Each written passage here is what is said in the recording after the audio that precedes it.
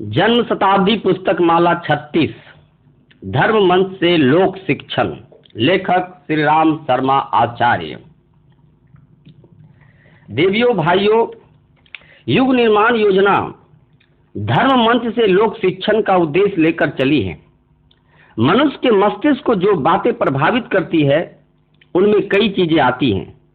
उनमें से सबसे पहला है धर्म। हमारा देश धर्म प्रधान देश है। हिंदू समाज में जितने भी महापुरुष हुए हैं वे इसी माध्यम को लेकर चले हैं।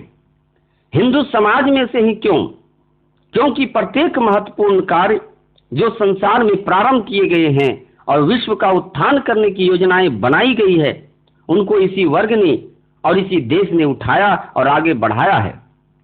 क्योंकि इसके संचालक लोग इसी वर्ग और इसी देश में पैदा हुए थे, इसलिए हिंदू धर्म को लेकर और भारतीय समाज को लेकर, भारतवर्ष की परिस्थितियों को लेकर हमारी सारी की सारी योजनाएं बनाई गई हैं। हमारी सतसूत्री योजना में जहां तक धर्म मंच का सवाल है, हिंदू धर्म के उद्देश्य और लक्ष्य रखकर कार्यक्रम बनाए गए थे। लेकिन अब अगले कदम और भी बड़े महत्वपूर्ण बनने जा रहे हैं। मित्रों, हमारे अगले कदम केवल हिंदू धर्म तक सीमित रहने वाले नहीं हैं, बल्कि अन्य सभी धर्मों को साथ लेकर हम चलेंगे। अब तक यही प्रयास किए गए हैं कि अपने धर्म के सभी लोग एकत्रित हो जाएं, सभी धर्म इकट्ठे होकर अपने धर्म के अंतर्गत ही दीक्षित हो जाएं।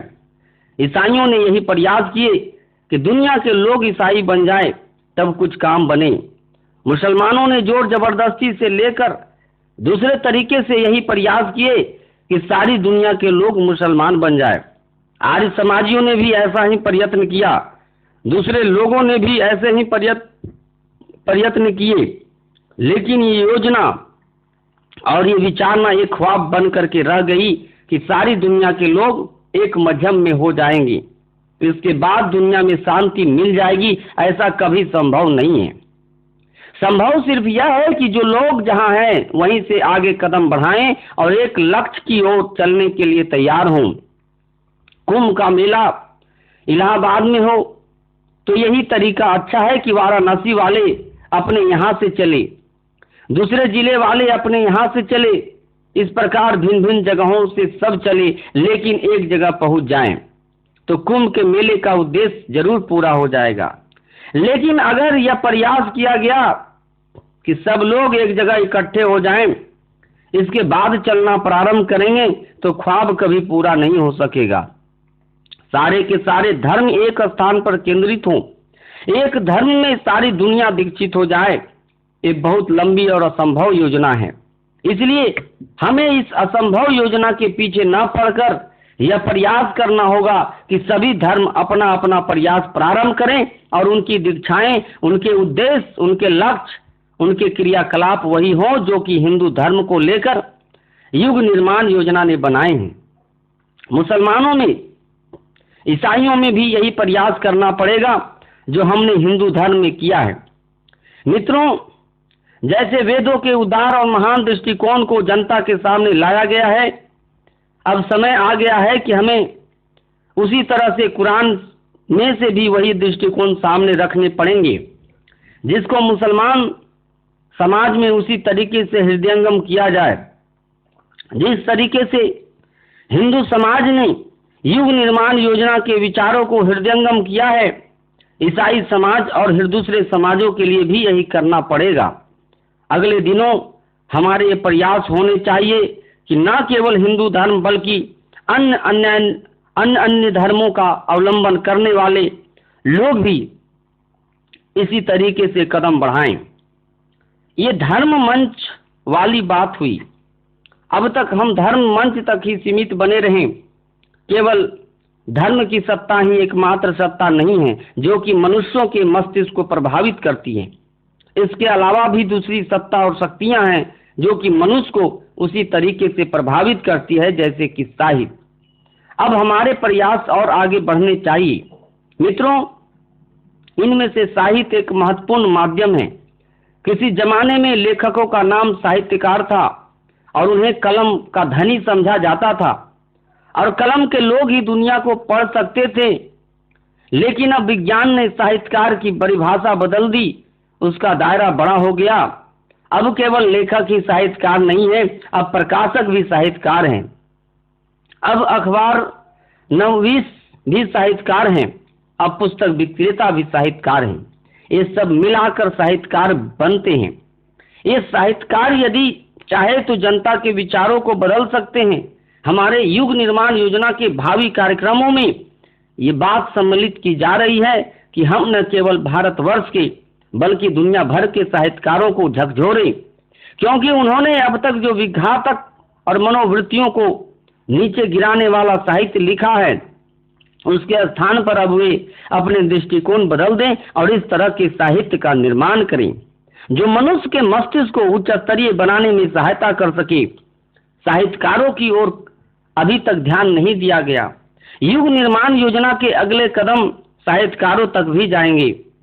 पुराने साहित्यकार इसमें सहमत न हुए तो हमको नई सृष्टि कर नए साहित्यकारों का, नए लेखकों का सृजन करना पड़ेगा। नए पत्रकारों का सृजन और नया प्रेस स्थापित करना पड़ेगा।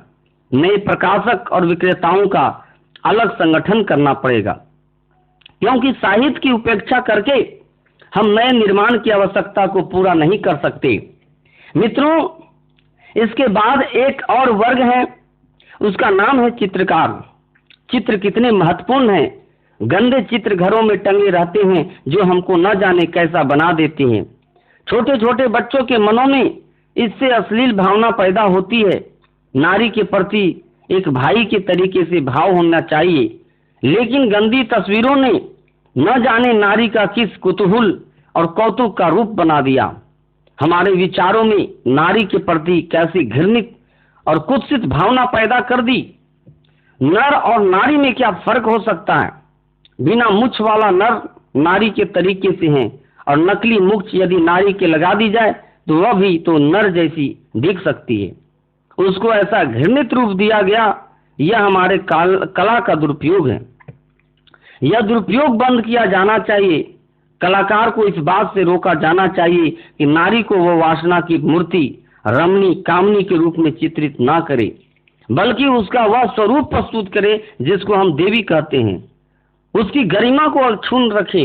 यह काम चित्रकार का था कि उसे नारी का चित्र बनाना था तो वह एक बुढ़िया का चित्र बना सकता था। कैसा सौंदर्य उस चित्र में हो सकता था। किसी 80 वर्ष की बुढ़िया के चेहरे पर झुर्रियां पड़ी हुई है। कला की दृष्टि से ये झुर्रियां अपने आप में अत्यधिक सौंदर्य की सूचक है। इसी प्रकार से छोटी बच्चियों के, बालिकाओं के सौंदर्य का चित्रण नहीं हो सकता था। एक प्रौढ़ महिला जो अपने कंधे पर बच्चे को लिए हुए खेत पर काम करने जा रही थी, क्या सुंदर नहीं बन सकती थी। रमणी का वह अंग जिसको कि नहीं देखना चाहिए, उसको दिखाने वाला चित्रकार अगर आज का कलाकार है तो हम नहीं जानते कि फिर घटिया व्यक्ति किसे कहेंगे। यही बात गायकों, वादकों और अभिनय करने वालों के बारे में भी लागू होती है। ये नट और नर्तक हैं, कलाकार नहीं। नट और नर्तकों को हमारे यहाँ निम्न स्तरीय लोगों में गिना गया है। कलाकार अपने यहाँ एक ब्राह्मण होता था, संत होता था, योगी होता था, साधक होता था। आज कलाकार कहाँ रह गया है। आज तो नर्तक और नट का स्वरूप है, क्योंकि उसने कला को एक वेश्या का रूप दे दिया और उस वेश्या ने मानव समाज को निम्न स्तरीय अधोगामी बना देने में बहुत योगदान दिया है। कलाकार को अब कहना ही पड़ेगा कि कलाकार का मतलब ही साहित्यकार के तरीके से विस्तृत हो गया है। पहले कलाकार वे कहलाते थे जो कि हाथ से तस्वीरें बनाते थे।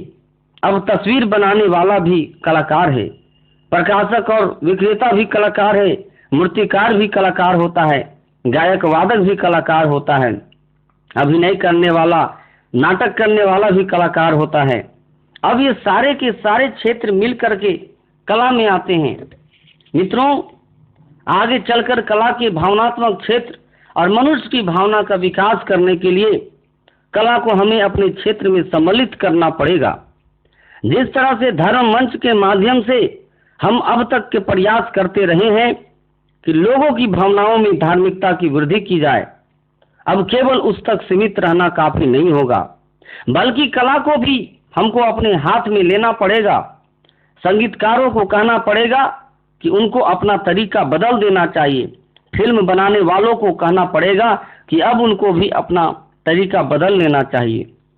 अगर वे अपने आप को नहीं बदलते हैं तो हमको उनके मुकाबले के लिए पर्दे पर नए कलाकार खड़े करने पड़ेंगे। उस मुकाबले में नया स्टेज, दूसरा नाट्य मंच खड़ा करना होगा, दूसरे संगीत प्रचलित करने पड़ेंगे, दूसरे संगीत विद्यालय खड़े करने पड़ेंगे, हमको दूसरे गायन को जन्म देना पड़ेगा। कला के माध्यम से हम बहुत कुछ कर सकते हैं और हमें करना भी चाहिए। कला का जो मैंने जिक्र किया, साहित्य का मैंने जिक्र किया और धर्म मंच की बात मैं पहले ही निवेदन कर चुका हूं। अब इसके बाद दो और शक्तियां रह जाती हैं जो बड़ी उपयोगी और बड़ी ही महत्वपूर्ण हैं। मित्रों, इनमें से एक विज्ञान आता है और दूसरा धन आता है। धनवानों के पास हमें जाना ही पड़ेगा। धनवानों से हमें यह कहना पड़ेगा कि अब वह जमाना चला गया जबकि लोग अपार संपदा इकट्ठी कर लेते थे और सम्मान भी प्राप्त कर लेते थे। अब कोई आदमी यदि संपदा इकट्ठा कर लेगी तो उसको उसी तरीके से निकृष्ट व्यक्ति माना जाएगा। जिस तरह से चोर, डाकू और दूसरों को माना जाता है, कोई आदमी ब्लैक तरीके से धन कमा लेता है तो जनता उसको बहुत बुरे बुरे शब्दों से संबोधित करती है। जो चोरी बाजारी से पैसे इकट्ठे कर लेते हैं उसे हर आदमी नफरत की निगाह से देखता है। गवर्नमेंट के दूत जब आते हैं तो उनको बुरे तरीके से निचोड़ रहते हैं। हर आदमी उन्हें बेईमान मानता है। अगले दिन वह समय आएगा कि जिसके पास अनावश्यक पैसा जमा होगा उस आदमी को बेईमान माना जाएगा और यह माना जाएगा कि वह समाज में अनैतिक प्रवृत्तियों का जन्मदाता है, क्योंकि इससे डाह और ईर्ष्या पैदा होती है। अपराध करने की वृत्तियां भी उसमें पैदा होती है। बेटे, चोर डाकू अपने आप पैदा नहीं होते हैं। सिर के अंदर जुए अपने आप पैदा नहीं होते। जब मैल सिर के अंदर होगा तो जुए पैदा होंगे ही। संपत्ति अनावश्यक रूप से जहां कहीं भी इकट्ठी होगी वहां उससे डाह और ईर्ष्या करने वाले डाकू, चोर और आपराधिक प्रवृत्तियां पैदा होगी ही। व्यसन पैदा होंगे ही। संतान को कुमार्गामी बनाने का मौका मिलेगा ही। शराबखोरी बढ़ेगी, व्यभिचार बढ़ेगा ही। धन जहां कहीं भी बढ़ेगा वहां उस देश में यदि उसका वितरण ठीक ना हुआ, कुछ लोग गरीब और कुछ लोग अमीर रहे तो उससे बुराइयां ही पैदा होंगी। धन मनुष्य के पास है जरूर, पर वह अमानत के रूप में। हर संपत्तिवान से अगले दिनों हमको यह कहना पड़ेगा कि आप इस पैसे को अपने बेटे पोतों के लिए जमा मत कीजिए, अपनी विलासिता में खर्च ना कीजिए। खर्च उस सीमा तक कीजिए जिस तक कि देश का सामान्य नागरिक जीवन यापन करता है। आप धन कमाते हैं, मुबारक। कौन मना करता है कि धन नहीं कमाना चाहिए, लेकिन खर्च करने पर बंधन है। आप खर्च अनावश्यक नहीं कर सकते। आप अपना स्वास्थ्य बढ़ाइए, कोई रोका नहीं। मुबारक हो आपको। आप जितना चाहे स्वास्थ्य को बढ़ाएं, लेकिन आप स्वास्थ्य को अनैतिक कार्यों में खर्च करना चाहे, डकैती डालने में खर्च करना चाहे तो समाज आपको रोकेगा। धन आपके पास है, मुबारक, लेकिन आप धन को विलासिता में, वासना में और बेटे पोतों तक सीमित रखकर दूसरे लोगों को उससे वंचित रखेंगे तो उसके लाभ से तो समाज आपको रोकेगा ही। हमको हर पैसे वाले से कहना पड़ेगा और पैसे वाले को इस बात के लिए मजबूर करना पड़ेगा कि धन को लोक मंगल के लिए खर्च किया जाए। लोक मंगल के कितने जरूरी काम आजकल ऐसे ही अधूरे पड़े हुए हैं। वह धन जो कि लोग अपनी निजी खर्च में खर्च कर डालते हैं, उसको बचाया जा सके तो कितने काम हैं जो आगे बढ़ाए जा सकते हैं। शिक्षा की समस्या के लिए पैसे की जरूरत है। लोगों के स्वास्थ्य संवर्धन के लिए भी पैसे की जरूरत है। हाँ, बहुत पैसे की जरूरत है। खास तौर से मनुष्यों के विचारों को ढालने और बदलने का काम हंसी खेल नहीं है। मित्रों, लोहे को ढालने के लिए कच्चे लोहे को गर्म करना, पिघलाना, ढालना और बनाना अपने आप में बड़ा भारी काम है। इसके लिए बड़ी भट्टियां खड़ी करनी पड़ती है और उसको ढालने गलाने के लिए बहुत टेक्नीशियन इकट्ठे करने पड़ते हैं।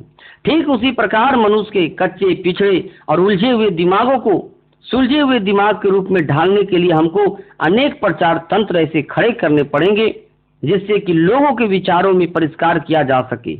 यह काम पैसे का है और पैसे वालों को आगे बढ़ना ही चाहिए। फिल्म उद्योग जो कि जनता को प्रभावित करने का सबसे बड़ा माध्यम है, वह उस जनता को गिराने में सबसे बुरी तरह से लगा हुआ है। अखबार पढ़ने वालों की संख्या और साहित्य पढ़ने वालों की संख्या दोनों को मिलाकर भी फिल्म देखने वालों की संख्या कहीं ज्यादा है। हमारा काम है, पैसे वालों का काम है कि फिल्म का ऐसा ऊंचा स्तर बनाकर सामने लाएं कि लोगों के विचारों को ढालने और बदलने में मदद करें।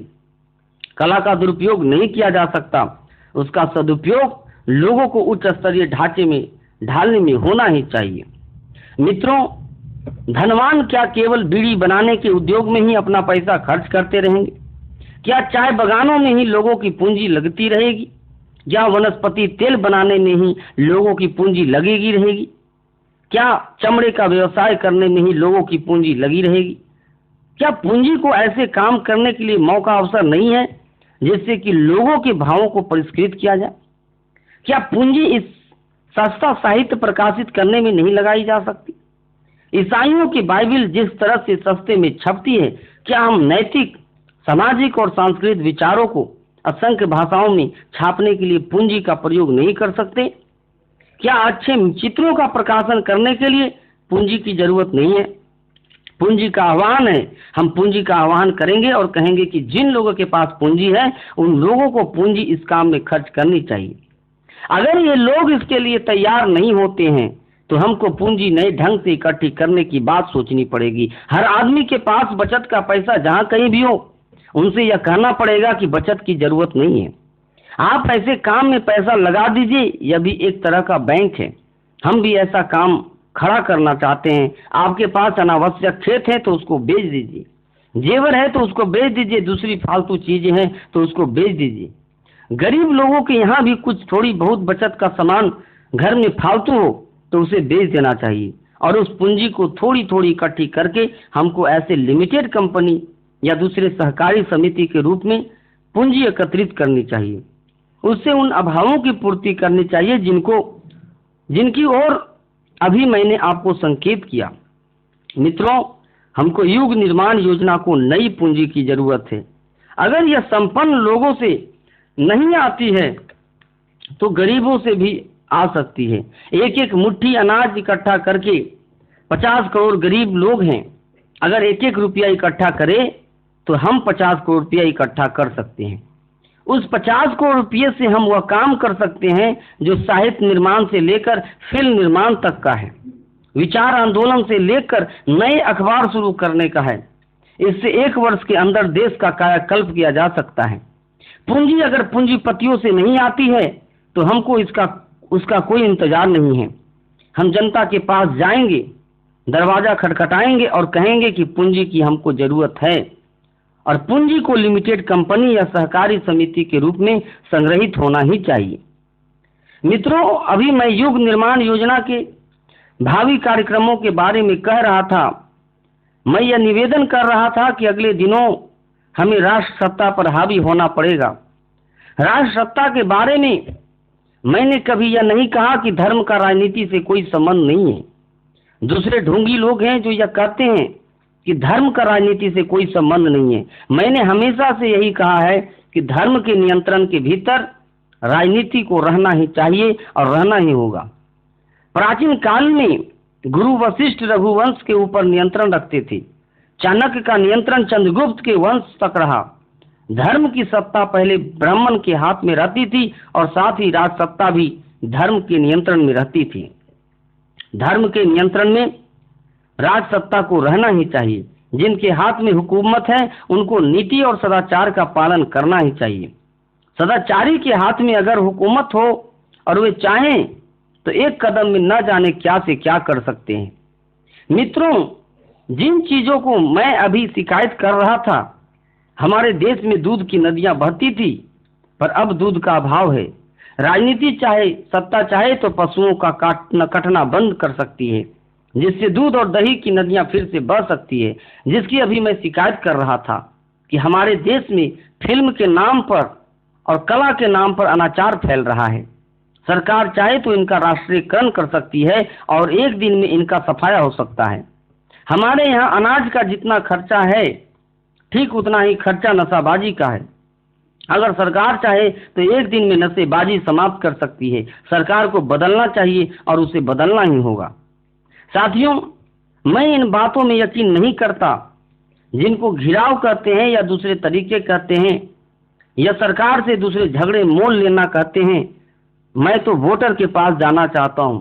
युग निर्माण योजना को वोटर के पास जाना चाहिए, क्योंकि प्रजातंत्र की सारी शक्ति तो वोटरों के पास है। वोटरों को समझाना पड़ेगा कि उनको अपना प्रतिनिधि किन्हें चुनना चाहिए, उनको वोट किन सिद्धांतों के लिए देना चाहिए। जात बिरादरी के नाम पर नहीं, मेल मुलाकात के नाम पर नहीं, किसी के नाम पर भी नहीं, पैसे के नाम पर नहीं, सूरत के नाम पर नहीं, देश धर्म संस्कृति और समाज के उत्थान के नाम पर वोट देने के लिए उनको आगे आना पड़ेगा। इसके लिए हमको जनता का द्वार खटखटाना पड़ेगा। हम जनता का द्वार खटखटाएंगे। युग निर्माण योजना इसके लिए अपने कदम आगे बढ़ाएगी।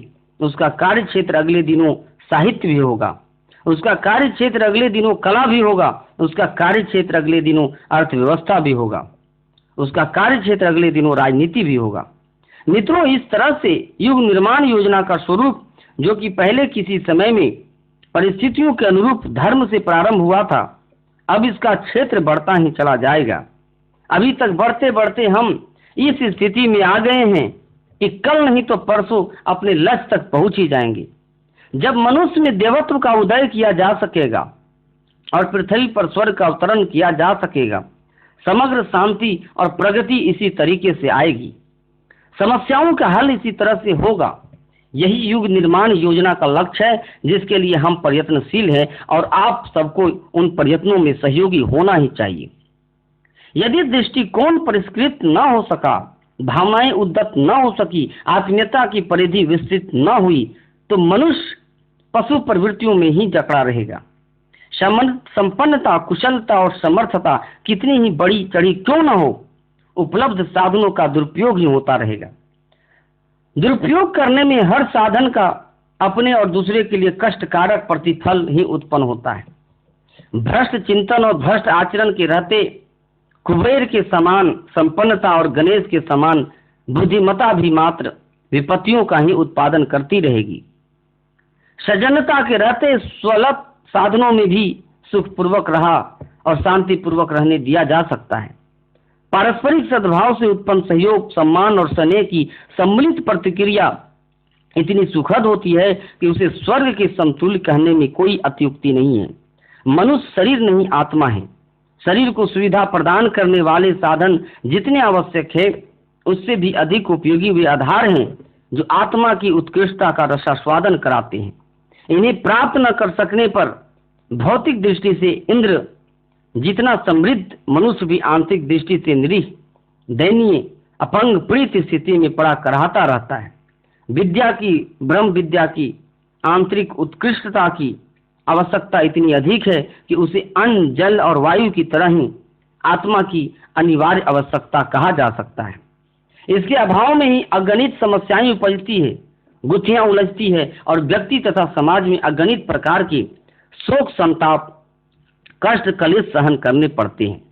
व्यक्ति को सुसंस्कृत, संतुष्ट एवं समाज को समृद्ध रहना हो तो आत्म परिष्कार की उस प्रशिक्षण व्यवस्था को जुटाया जाना चाहिए, जिसे विद्या कहते हैं, और अध्यात्म तथा धर्म जिसके उपकरण है।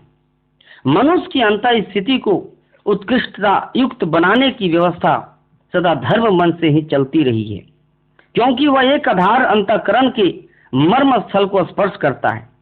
जानकारियां तो मस्तिष्क को ही विकसित कर पाती है। आस्था, निष्ठा एवं श्रद्धा का क्षेत्र गहरा है, उस तक धर्म की ही पहुंच है।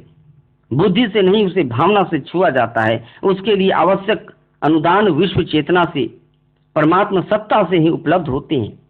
इसलिए उसे पाने के लिए उपासना, साधना जैसे माध्यम अपनाने पड़ते हैं। इस आवश्यकता की पूर्ति के बिना व्यक्ति तथा समाज को प्रस्तुत दुर्गति से दोबारा न जा सकेगा। अगणित समस्याओं और विभीषिकाओं का समाधान तत्व दृष्टि प्राप्त किए बिना और किसी प्रकार के संभव न हो सकेगा। युग निर्माण योजना द्वारा धर्म मंच से लोक शिक्षण की प्रक्रिया इसी उद्देश्य की पूर्ति के लिए की जा रही है। इसे लोक कल्याण का सर्वोपरि माध्यम माना जाता रहा है। आज की स्थिति में तो उसे जीवन मरण की समस्या सुलझाने जितना महत्वपूर्ण माना जा सकता है। हम राजनीति की चकाचौंध को देखते हैं और उसी के आधार पर समस्याओं को हल करने की बातचीत सोचते हैं। धर्म तंत्र की शक्ति और संभावना से हम एक प्रकार से अपरिचित जैसे हो चले हैं। बेशक राजनीति की सामर्थ्य उसकी तुलना में नगण्य ही ठहरती है। शासन संचालन में लगभग लाखों कर्मचारी संलग्न हैं, जबकि धर्म को आजीविका बनाकर गुजारा करने वालों की संख्या कहीं उसके दूने से भी अधिक है। जितना टैक्स सरकार वसूल करती है, उससे लगभग दूना धर्म कार्यों में खर्च होता है। तीर्थ यात्रा, पर्व त्योहार, कुंभ जैसे धार्मिक मेले, यज्ञ सम्मेलन, कथा वार्ता, मंदिर मठ, साधुओं की जमातें, धर्मानुष्ठानों के अवसरों पर किए जाने वाले दान, पूजा उपकरण, धर्म ग्रंथ, प्रतिमाएं आदि सब मिलकर जनता प्रचुर मात्रा में खुशी खुशी धन खर्च करती है। जप, आवाहन, संयम आदि के लिए लोग कष्ट भी सहते हैं। धर्म प्रयोजनों के लिए मंदिर आदि की इतनी अधिक इमारतें बनी हुई है जो सरकारी इमारतों से किसी प्रकार कम नहीं है। धर्म प्रयोजनों में जनता की श्रद्धा भी कम नहीं। समय आने पर वह उसके लिए बहुत कुछ त्याग करने को भी तैयार हो जाती है। सच तो यह है कि हमने स्वाधीनता संग्राम भी धर्म के नाम पर लड़ा है। महात्मा गांधी के नाम के साथ महात्मा शब्द न होता तो संभवतः उन्हें इतना जन सहयोग न मिला होता। रामराज्य की स्थापना की उनकी घोषणा के आधार पर भारत की जनता मर मिटने को तैयार हुई थी। सन 1857 का स्वतंत्रता संग्राम चर्बी युक्त कारतूस मुंह में लगाने में धर्म भ्रष्टता अनुभव करने वाले सैनिकों द्वारा ही भड़का था। क्रांतिकारियों ने गीता की पुस्तकें छाती से बांधकर फांसी के तख्ते पर चढ़ते हुए जनता की श्रद्धा अर्जित की थी। बेशक आज धर्म तंत्र बुरी दशा में विकृत बना लूंज पुंज बड़ा है और अपनी उपयोगिता खो बैठा है, फिर भी यह संभव पूरी तरह विद्यमान है कि यदि उसे सुव्यवस्थित बनाया जा सके और प्रबुद्ध व्यक्तियों द्वारा नव निर्माण के प्रयोजनों में प्रयुक्त किया जा सके तो इसका परिणाम आशाजनक सफलता ही होगा। इतिहास बताता है कि धर्मतंत्र सृष्टि के आदि से अब तक कितनी शक्तिशाली रहा है। उसने सदा से राजतंत्र पर नियंत्रण करने की अपनी वरिष्ठता कायम रखी है। समय बताएगा उसी के द्वारा मानव जाति की आत्यंतिक समस्याओं का समाधान होगा। राजनीति को कितनी ही प्रमुखता क्यों न मिली हो, धर्मतंत्र को उसकी महत्ता के अनुरूप प्रतिष्ठा मिलनी ही वाली है। कारण स्पष्ट है, मानव जाति की भौतिक आवश्यकताएं और समस्याएं स्वल्प है। उन्हें बुद्धिमान मानव प्राणी आसानी से हल कर सकता है। जिस विभीषिका ने अगणित गुत्थियां उलझा रखी है वह भावनात्मक विकृति ही है। मनुष्य का आंतरिक स्तर गिर जाने से उसने पशु एवं पिशाच वृत्ति अपना रखी है। इसी से पग पग पर कलह और क्लेश के आडंबर खड़े दिखाई पड़ते हैं। यदि भावनात्मक उत्कृष्टता संसार में बढ़ जाए तो आज हर मनुष्य देवताओं जैसा महान दिखाई दे और सर्वत्र स्वर्गीय सुख शांति का वातावरण दृष्टिगोचर होने लगे। समस्त रोगों का निदान एक ही है, समस्त समस्याओं का हल यह एक ही है। हमें जड़ तक पहुंचना होगा और उसी को सींचना होगा। रोग के अनुरूप चिकित्सा खोजनी होगी। जहां छेद है वहां बंद करना होगा। सुख शांति के व प्रगति एवं समृद्धि के स्वप्न कभी भी साकार न हो सकेगा। बालू के महल रोज बनते बिगड़ते रहेंगे मगर उनसे प्रयोजन कुछ भी सिद्ध न होगा। भारत के पुनरुत्थान में निश्चित रूप से धर्म को ही महत्वपूर्ण भूमिका प्रस्तुत करनी पड़ेगी, क्योंकि जनसाधारण की प्रसुप्त आंतरिक सब प्रवृत्तियों को इसी आधार पर जगाया जा सकना संभव होगा। जितनी जल्दी इस तथ्य को हम हृदयंगम कर ले उतना ही उत्तम है।